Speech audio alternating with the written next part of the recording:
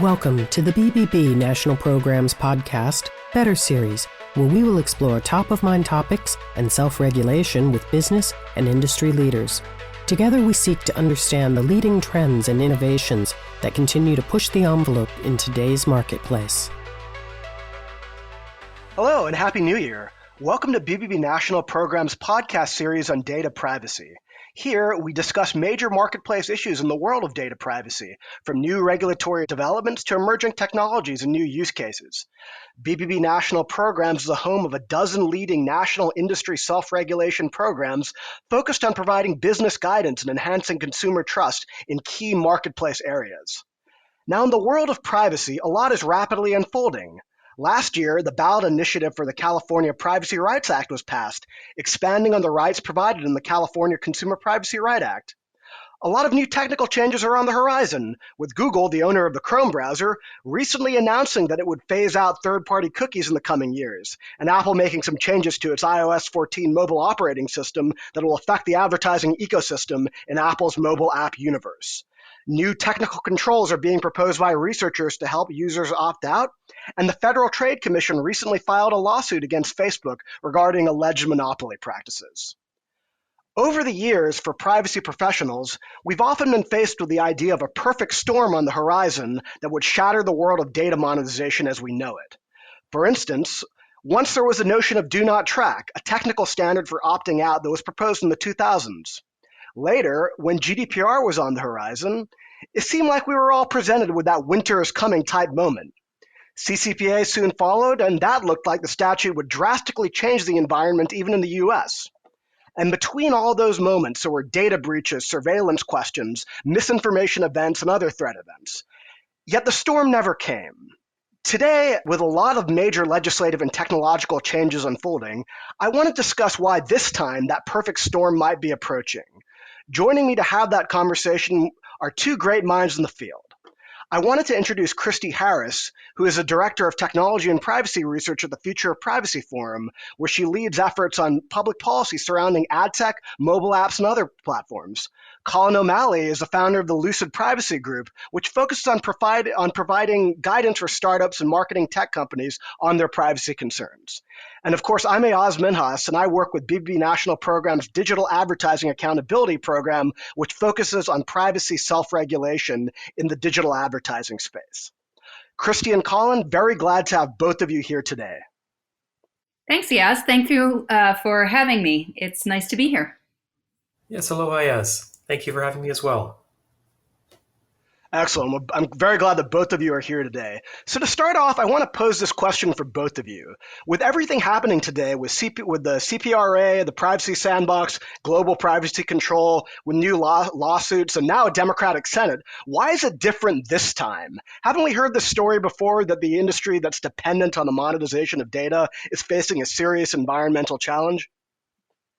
Well, Ayaz, I will take back to your comment around the approaching perfect storm and say that while the perfect storm may be on its way, I think we've been getting rains from it and seeing the effects on the horizon growing like a steady drumbeat for many years now. And with the different changes in technologies and platforms and the legal regulations in the US and globally, I think that we are building to a crescendo that will have a far more significant impact on the industry. So, to stick with that analogy, things have been changing. They have been getting, more impactful on the ecosystem. And I think that what we're seeing now is just the impending far more significant impacts that are on the horizon. Certainly. Colin, do you have any thoughts on that? Sure. And Christy, I love your building on the rain analogy. Take that further in the direction of water analogies. If we think about the flow of innovation around sort of monetization in digital media, I can think of it as sort of water that's looking for points of entry. And anybody who is a homeowner or has ever lived in a home knows that water is really good at gaining entry where it can. For maybe 15 years now, we've been hearing of various threats to the digital media ecosystem, and in particular, the way that either from a policy or technology point of view, that marketplace operates. And yet it seems that there's always been a way that clever engineers and persistent commercial actors can find ways around those obstructions. I think we're hitting a point now where we're finally hitting the point of no escape.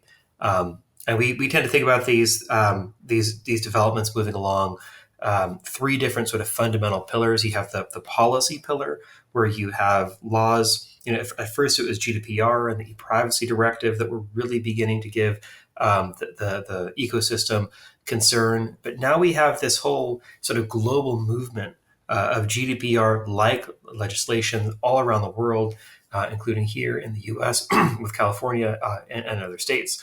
The other pillar is general market consolidation, which has constrained especially the independent digital media ecosystem from acting outside of the sort of major sort of dominant actors in that marketplace.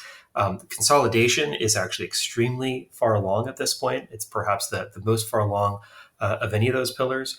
And the third is sort of platform level controls, which transform the technical landscape and have the ability to constrain the ecosystem from engaging in sort of its basic sort of state management that is required for the current infrastructure of digital monetization. And we've seen blips of this in the past.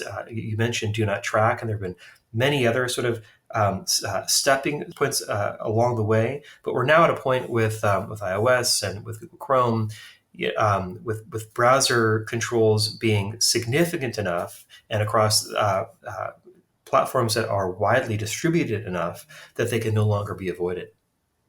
Great. And thinking about those various storm clouds, whether they're regulatory storm clouds or technological storm clouds, I think many of these issues relate to adtech. Now, Christy, you lead some of Future Privacy Forum's efforts on adtech. So from my perspective, it seems that adtech is such a fixture of the way that the web and apps are monetized that even if Chrome reconfigures a web environment through Privacy Sandbox, even if there's these legislative changes or there's action from the California AG, the prosecutorial entities and with some of these government bodies, they can't bust everyone. So how do you think the new environment will affect the way advertising takes place on the web? Is ad tech and interest-based advertising a permanent part of our internet experience, or do you think it's actually threatened, or do you think it has to evolve? Well, I think you're right that there will always have to be some sort of an evolution. I don't want to overdo the analogies here, but I think this is very much of a dance, and that there are a number of different players that all have a goal in this ecosystem. The goals of the advertiser don't necessarily change just because the regulations are changing. They still want to reach their customers. They still want to have their brand stories told. They want to have their messages reach the appropriate recipients in order to meet their goals. So ad tech companies will still have to find solutions that help the advertiser, but they also have to find a way to operate that is not going to be a poor experience or something that will be a turnoff to the users who are the recipients of those messages. I think it's true that advertiser expectations may need to be recalibrated given the evolution of the technology and the regulatory frameworks. I think that what we will probably see, and we are already actually seeing from a number of companies, some really innovative solutions that still preserve the ability to target advertising and to reach the appropriate audiences and not send a message to inappropriate audiences. Nobody wants to waste money, and no user wants to be the recipient of something that's not appropriate for them. So we're going to probably start seeing a lot more contextual ad targeting and first-party data being used, publishers who have information about their users, or even have a more intimate relationship with their users, where there's a registration component. There will be some sort of behind the scenes synchronization of information where maybe multiple publishers who know things about their users and they have common users between them are able to share their learnings in a way that allows them, in a suite of sites or a publisher sites, be able to take learnings about similar types of users to be able to target and appropriately advertise to those users, and just being able to understand audiences. There is increasingly technology and some really brilliant tools that are available for advertisers and for publishers to help them understand their audiences that may allow them to target advertising on sites or in mobile apps or different contexts without having to have the individual users provide robust information that may be something that they're not comfortable with from a privacy perspective. So I think the short answer to your question is that yes, advertising and interest-based advertising and targeted advertising is probably not going anywhere. However, the means to accomplish that is going to have to evolve given the platform changes and the regulatory landscape and just the general consumer and industry sentiments around the use of data in this context. Excellent, excellent. And pivoting just a little bit from that issue, I think one of the interesting technological changes that or technical changes that was proposed was I heard about global privacy control came up last year, which I understand to be a technical privacy control for CCPA that is incorporated in some of the privacy-focused browsers, and there's also a browser extension that incorporates global privacy control. That's my basic understanding of it. Colin, based on what you know about it, what do you think about global privacy control, and why is it different from the old do not track standard, and how could it be more impactful? Yeah, I think that's a fair summary of global privacy control. I think in terms of how it's different from do not track, but do not track was a standard that became was being shepherded by the W3C and had a fairly ornate standards process that was involved in setting its definition. It became actually quite complicated and granular in how its design unfolded. It also was sort of dragged out over a number of years to the point where, by the time the standard was approaching, finality, it seemed that the marketplace and the policy world had moved on. The long story short is that it never really was adopted. And it was never legally required. Global privacy control is very new, and we don't know where it's going to go. So it's possible that it will suffer a similar fate to do not track. But it has the potential to be much more powerful for a couple of reasons. One is that, at least at this stage, there is no sort of open standards process, and there is positive and negative about that. Of course, there's no sort of ongoing discussion between industry and the folks that are behind global privacy control. It's possible that will have unintended consequences for consumers and for the marketplace, and unintended policy outcomes. But it also means that it's unlikely to get dragged out in a W3C process that carries on for years and never goes anywhere. So that gives it the ability to execute much more quickly without sort of multiple cross sector stakeholders. The other piece is that it has the potential to be approved by the California Attorney General and become effectively a standard that companies must legally abide by in order to comply with the CCPA. That's a legal benefit that the DNT never enjoyed. The other piece to keep in mind here is that, of course, we're talking about an initiative called Global Privacy Control, not California Privacy Control. So there is the potential also for this technical standard to loop into similar legal requirements all around the world, which would take it more in the direction of what Do Not Track originally aspired to become. So really hugely important potential implications, depending on the policy context regionally, opt in or opt out. But all of that also is speculation at this point. At this point, all it is an initiative that has been proposed that has the support, at least verbally, of some pretty important actors in the digital media ecosystem, with a lot of potential to make a pretty significant impact in the future. And I guess on that point about speculation, Christy, do you have any perspective on if global privacy control will be something that'll be adopted by publishers? And if we're being totally honest, will it even matter if Google Chrome doesn't have this tool or this signal incorporated into its own browser? Well, I'd say that the global privacy control, it's admittedly grounded in the ideas and the efforts and the learnings of Do Not Track. I think the appeal of a binary browser switch that is similar to the Do Not Call, the predecessor that was the impetus for the creation of a Do Not Track standard, it's undeniable there. But it's also, I think, unrealistic for Do Not Track or global privacy control to be able to offer a single on-off. Do Not Call was tied to a phone number, not a person. Right. Do Not Track was tied to a browser, and global privacy control is being developed in the same way. I think that targeted advertising, however, is an aim to reach a person. And I think having legislation that supports and even encourages tech innovation for a consistent approach in this area, without being prescriptive of the specific technologies, it does add an air of credibility for ad tech companies. I think we should also keep in mind that I think one of the main nails in the coffin for the Do Not Track effort was when browsers adopted the standard, included it as part of the options in the actual browser, but then set the default to be on.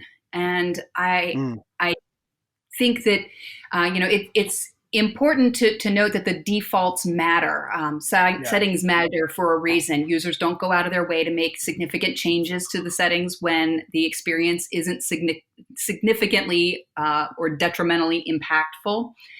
And that technology is amazing, but the users that are being bought and sold may not be comfortable with how intertwined their data is in the funding of the market, with little demonstrable benefit to themselves. So a patchwork of often cumbersome or limited controls that are available now probably won't make it long term. They're not going to survive scrutiny.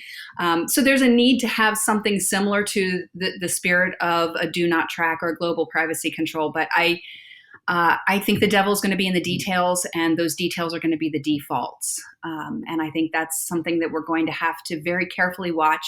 Companies that are operating in these spaces, whether it be the publishers and the platforms, are going to need to be very careful about how they implement these standards to ensure that they're making decisions that are consistent with what their users demand, that the messaging is clear, and that there is significant transparency to ensure that it doesn't fizzle in the same ways that Do Not Track did. That be careful of, learn the lessons that are there to be seen from Do Not Track, and let's make sure that we don't make those same mistakes. Gotcha. And Colin, I want to pivot back to the point that you made about market centralization. I think in the privacy conversation generally, one of the things I find interesting is large market players making unilateral but impactful decisions. Now, Chrome and Privacy Sandbox is one example of this, but I think the other big example is iOS 14, where, to sum it up, as I understand it, that version of the operating system will require opt-in consent for Apple's advertising ID. Now, Colin, from your vantage point and looking at your stakeholders, how has the market reacted to iOS 14? And do you have any thoughts about that and general market consolidation or market power in this space, especially in light of the lawsuit against Facebook as well, and especially in light of, I think even today or last week, the British Competition and Markets Authority, they're looking into Privacy Sandbox for marketplace fairness reasons. So thinking about iOS 14's impact and just the notion of just unilateral market impact with some of these decisions from some of the large players.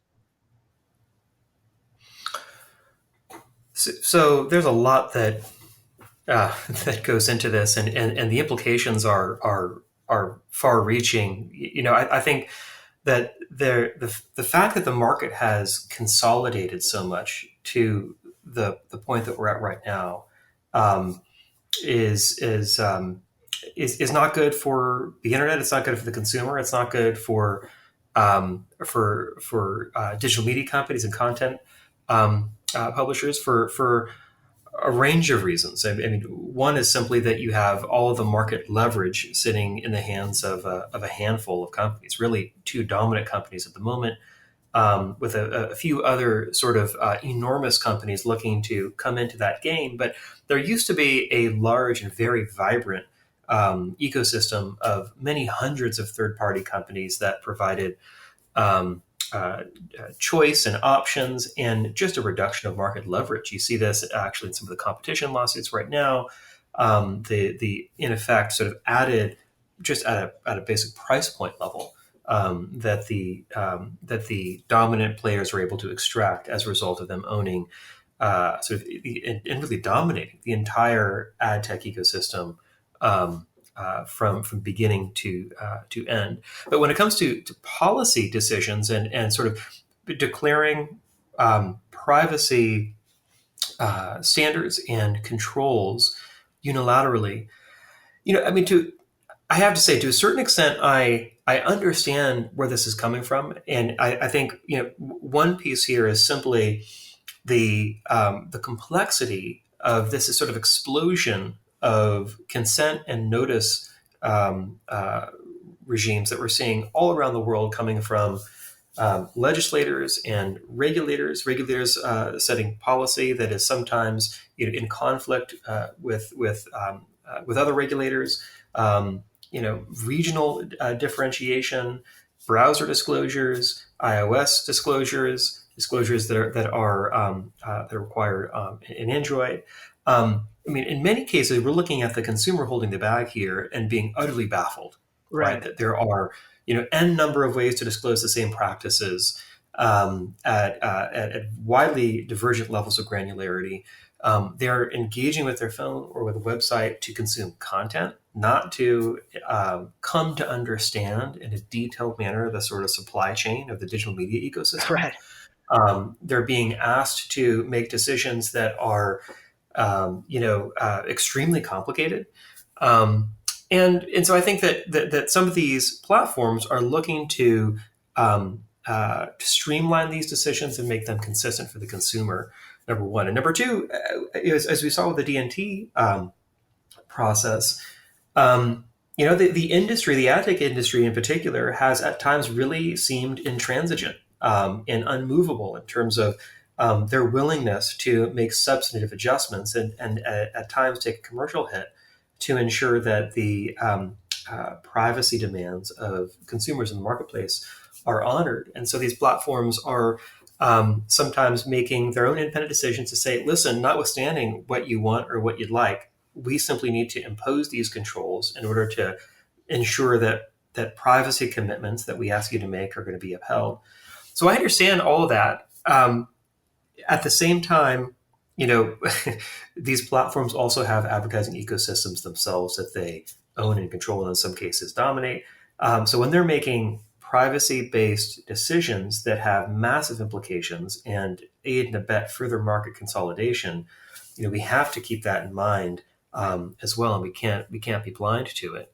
I can tell you with respect to the ad tech industry and how they're navigating this behind the scenes.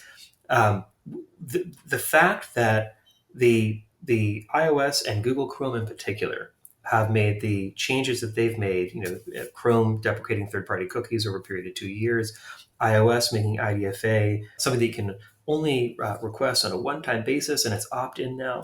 Those two changes in and of itself have probably had more impact on the way that the ad tech ecosystem will align and the way the industries will evolve than any of the other factors that we've talked about, including the GDPR. And it's simply because the digital media ecosystem and the ad tech ecosystem that powers it has built its entire infrastructure on state management at the device level. All of its targeting, but also all of its basic attribution, its frequency capping, its machine learning systems have all been designed around having some device level ID, whether it's cookie based, a statistical ID or a fingerprint, or a mobile operating system ID as its basic currency, and then all of the capabilities are built around that. Chrome is the dominant browser for desktop and mobile, and IDFA is the dominant ID for the advertising ecosystem and native mobile systems. And both of those changes effectively make those environments go dark for the ecosystem. So that is extremely serious and is going to be driving a substantial amount of reconfiguration and further consolidation across the marketplace over the coming this year. Really will be the year that begins to arrive and force the changes that we've been waiting a long time to see. I'd love to build on that for a second, if you don't mind. One of the things that I would like to note, of all the criticisms that there may be about Apple making these changes to the IDFA and forcing apps to get opt-in consent in order to be able to receive that identifier, one of the benefits that comes of this is the opportunity for publishers and those apps to actually present a value proposition for the collection of data. Mm-hmm. Previously, users would have to actually care and go out of their way to try and find information about what an app did or why this practice was happening. Why is this information being collected? Is it being used for advertising? And, for all the potential impacts to the adtech ecosystem, if users don't actually consent to it, it's also notable that this is an opportunity for those publishers to explain why they feel the need to be able to track individual users in that way. I think that it maybe isn't a perfect solution, that there are likely to be enhancements to the way that this is implemented. There are legitimate concerns from publishers around the amount of space and the opportunity to present these, value statements. But I think we will probably start to see very quickly how publishers are able to take this new limitation and turn it into a benefit for them. If users understand why this information is collected, they may actually find this to be a good thing. You can build trust with your user base and have a relationship that allows for the use of information for a better user experience, as well as to allow advertisers to reach their audiences. And I think it's notable that Apple could have said, turn off IDFA entirely and use the toggle that was already available in the limit ad tracking in previous versions of iOS and just enable that as a default, versus what they've actually done, which is have it turned off until the app actually needs or attempts to collect the IDFA, at which point a notice is presented to the user. So I of all the criticisms that are out there, I think that there should also be consideration of the benefits of the decisions and the direction that Apple chose to go in IDFA. Well, that's a. So can I? Yeah. Please, Colin. Can I address that as well? I think this is. I totally agree with everything that Christy said. As per usual, I think the interesting thing, there is definitely an opportunity for publishers to take this as an opportunity to be more transparent and to leverage potentially iOS controls to ensure that consumers understand and are okay with that they're handling data to monetize. I think that's going to have to require, though, Apple being receptive to engaging with the digital media ecosystem and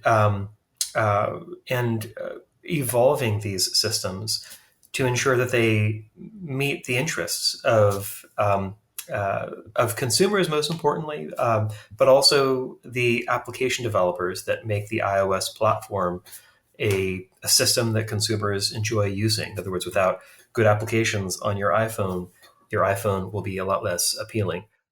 Well, very good. And I think thinking about those major marketplace changes that are taking place and the dominant players driving those, and thinking about the kind of unknown space that that's going to create, and it is an unknown space. Now that we're entering a new Biden administration, do either of you have any thoughts about, one, if there'll be a federal privacy law, or two, if there'll be any pressure from a Biden administration or any legislative action generally? That legislative action or regulatory action that'll affect this industry now that we're having a change in government? I think there is increasingly mounting support for baseline privacy legislation, at least in the US, if for no other reason than to stave off the piecemeal privacy requirements of varying degrees in each individual state. Right now, California has basically set the bar for where we're seeing states that are trying to copy or build upon what they've already implemented.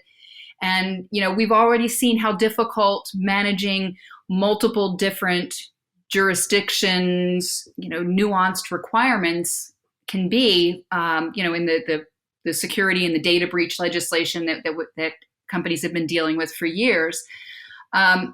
The increasing complexity of managing different state requirements is a daunting proposition for ad tech companies.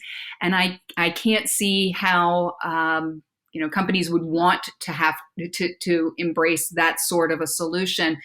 That said, what the baseline privacy legislation could be at a federal level is hotly debated. And personally, I hope to see that it's something that we'll see.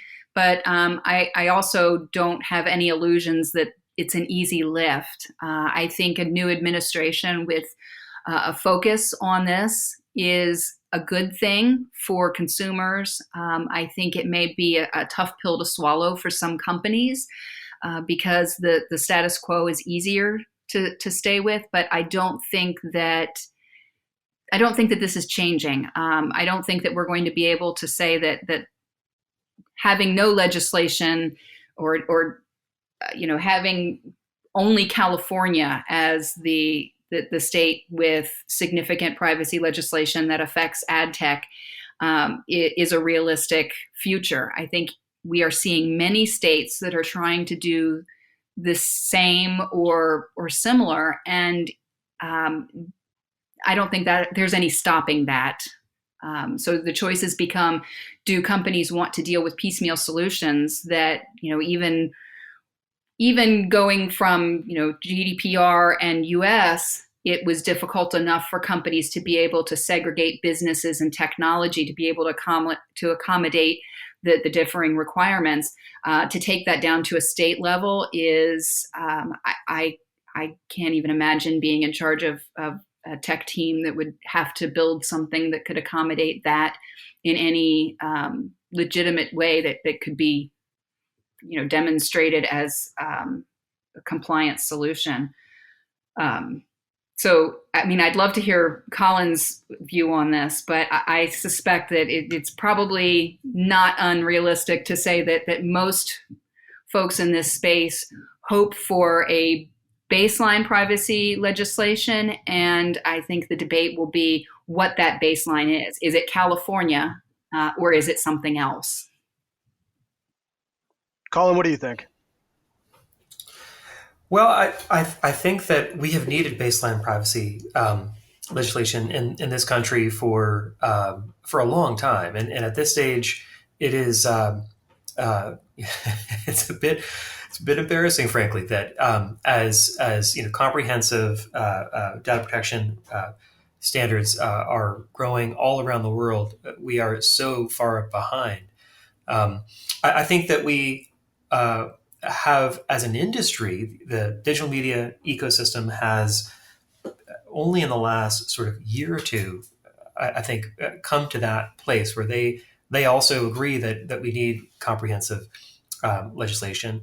As Christy said, there's still hot debate about exactly where the line should be set of that legislation, but that's coming from a number of places. One is just looking at the tea leaves from around the world. It seems that it's inevitable, and the industry may as well be a part of the dialogue for how that line should be set. The other is, the proliferation of various state laws. Nobody wants a sort of data breach legislation kind of equivalent for privacy laws, where 50 states have 50 different standards. And that really is historically the only reason we get comprehensive privacy laws is, we saw this in email, for example, with the spam acts. Once companies get really impatient with an explosion of state standards, then they'll finally concede to a national standard, provided that it has preemption. And I think that process is likely to unfold here as well. I think the new sort of unified government of the Democratic Party, it probably doesn't do much in the way of determining whether or not we're going to have privacy legislation. At least in concept, privacy legislation is a pretty bipartisan priority, but it does probably move up in terms of strictness, the floor of where that line will be set in the legislation. I think that the holding factor right now really is just going to be how distracted the country has to be, how distracted the Congress is going to be. Right. We have so many other huge issues as a country right now, economic and public health, and figuring out sort of how to sort of repair the damage that's been done, especially since March of last year. That I think that it's going to be hard to get a lot of bipartisan attention on this particular issue, at least in the first half of this year. Now, as we go into the second half of this year, and even more especially in the first half of 2022, maybe we get there, or maybe independent state movements will come online more quickly, and then politicians can get it together pretty quickly when preemption becomes necessary. Great. And, I think you brought up a really good point about just how much the world has changed since March, and how that will affect whether or not baseline data privacy legislation will be a priority. And on that point, as both of you being people that think about privacy a lot, how do you guys have any general thoughts about how the post-coronavirus age will impact privacy? My feeling is that there's going to be a new emphasis on health monitoring, biosecurity, the collection of biometric data. While mobile app contact-based tracing was a failure, I do think it's going to be interesting seeing how society changes in the post-coronavirus era, and just how data collection around society changes now that we're traumatized by the experience of a pandemic. Do either of you have any thoughts about how privacy is going to change as a result of the coronavirus that you'd like to share? I can say that FPF has done a number of different papers, workshops, efforts on privacy and pandemics. So this is an area that we've been watching very closely. I love the idea that there's a post-pandemic era, that we will actually get to be back to normal at some point. So thank you for that optimism. I'm personally most interested in seeing the overall perspective changes and the sentiments around privacy. What has become very clear is that there is a desperate need for information. Hate to use the word, but this is unprecedented, and there is, in order to maintain some level of normalcy in society and to try and preserve lives, to save, some semblance of a society that we all want to be able to move about and live, there is a desperate need for data to be used to research and to be able to provide the learnings and assurances that we need. I don't mean to be cliche about it, but it is very interesting to me that There are individuals now who obviously want to provide more information if the exchange is that they will be able to do things the way they want. If I want to go eat in a restaurant, do I need to allow somebody to take my temperature? And am I okay with that? Because now it means that I get to go and do something that I want to do. Similarly, we've seen that there are places where information is collected for one purpose, and it turns out that it is incredibly valuable for another purpose. So secondary uses of data, I think, are going to be have to be reconsidered, and how we find a way to ensure that those secondary uses that we can't even comprehend right now, that those are preserved for instances where they're necessary. We see incidental things around. One of my favorite anecdotes that I have seen out of the coronavirus was the proliferation of reviews on candles on a website where purchasers who were complaining that the smells on the candles were non-existent. And it turns out that one of the most prominent symptoms of coronavirus was loss of smell and taste. And this is a place where absolutely nobody expected to find information or diagnostic type information on a global pandemic. And it turns out that that was actually pretty key information. And, I not that I have a real world use for that, but it's striking to me that there are places that we find value in data that we never would have thought of previously, and how individuals will become more comfortable with the use of their data for the greater good and for individual good. I think that we're at a point where there's an evolution of general sentiments, and I'm fascinated to see how this actually plays out in a post-pandemic world, how we continue to allow for uses of data, but still protect them and do these things in a responsible manner. How do we make sure that the individuals or the entities that are using this data do so responsibly to meet everybody's goals and still maintain privacy? All right. Well, as we aim toward getting to the post-pandemic world, there's going to be a lot of really interesting issues that come up in the realm of privacy broadly, and it's great that we have smart people such as yourselves thinking about these topics when we finally do get to that place where we can be happy that we're all vaccinated and the coronavirus is behind us. Well, I do think we can leave it at that for this discussion. Christy and Colin, it's been absolutely wonderful having you here today and hearing from thought leaders in our industry such as yourselves. I really want to thank you for both joining the podcast today. Thank you. It's been great to be here. I very much enjoy hearing from folks like yourself and Colin and getting the different perspectives here. So thank you very much for inviting me. It's been a great discussion. Yeah, this was fun, Ayaz and Christy. Always a pleasure, and look forward to continuing these dialogues for a long time to come. Thank you both. Well, this is wrapping up the second in a new privacy-focused series of podcasts from BBB National Programs. If you're interested in reaching out to learn more about some of our organization's work on data privacy self-regulation, our organization's contact information should be in this podcast page. And if you're a privacy professional and you have your own hot topic to discuss, please feel free to reach out to us, and we'd love to have you as our guest. Thank you, and have an excellent start to your 2021.